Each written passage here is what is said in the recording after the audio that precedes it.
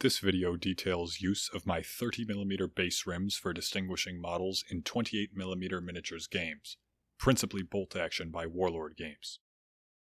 As shown here, they are used to distinguish NCOs, an embedded weapon team, in this case an LMG, and the loader for said weapon. They are also painted in appropriate colors of the flag of my army, Finland, allowing them to more clearly denote two different model types and be a little more versatile. They are easily also utilized for highlighting models with one-shot weapons, or any other weapon you need to make visually distinct from the rest of the squad.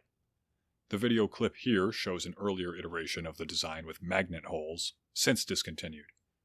The new recommended means of joining them to a base for minimal cost while remaining fully reversible is a small dot of blue poster tack under the base of the miniature, though they are easily used without attaching to the miniature at all.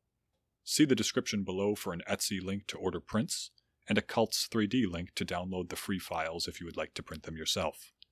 Have fun out there.